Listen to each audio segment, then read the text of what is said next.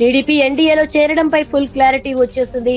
2 రోజుల పాటు కేంద్ర పెద్దలతో చంద్రబాబు, పవన్ కళ్యాణ్ చేసిన చర్చలు సక్సెస్ అయ్యాయి. దీంతో 6 ఏళ్ల తర్వాత ఎన్డీఏలోకి టీడీపీ చేరడానికి రంగం సిద్ధమైంది. ఢిల్లీ పర్యటన సక్సెస్ కావడంతో చంద్రబాబు, పవన్ కళ్యాణ్ హైదరాబాద్ కు తిరిగొచ్చారు.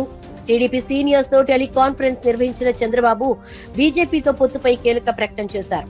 సీట్ల సర్దుబాటు జరిగిన నేపథ్యంలో మనం త్వరలో ఎన్డీఏలోకి వెళ్తున్నాం, పొత్తులపై త్వరలోనే అధికారిక ప్రకటన వస్తుంది అని చెప్పారు. బీజేపీకి 6 అసెంబ్లీ, 5 లోక్సభ సీట్లు ఇచ్చామన్నారు చంద్రబాబు. బీజేపీ జనసేనతో కలిసి ఎన్నికలకు వెళ్తున్నాం. 5 ఏళ్లలో ఏపీని జగన్ దివాళా తీయించారు కాబట్టి ఇప్పుడు ఏపీకి కేంద్ర సహకారం చాలా అవసరమన్నారు చంద్రబాబు. రాష్ట్ర భవిష్యత్తు, అరాచక పాలనను అంతమొందించడం కోసమే బీజేపీతో పొత్తు పెట్టుకుంటున్నామని చెప్పారు. వచ్చే ఎన్నికల్లో 3 పార్టీలు కలిసి పోటీ చేస్తాయన్నారు.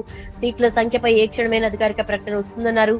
ప్రభుత్వ వ్యతిరేక ఓటు చేయకూడదన్నదే 3 పార్టీల లక్ష్యమని స్పష్టం చేశారు. ఎన్డీఏలోకి టీడీపీని బీజేపీ ఆహ్వానించిందని ఈ నెల 14న జరిగే ఎన్డీఏ సమావేశానికి చంద్రబాబును హాజరు కావాలంటూ అమిత్ షా కోరారని వెల్లడించారు. For more interesting updates, do like, share and subscribe to Volga News.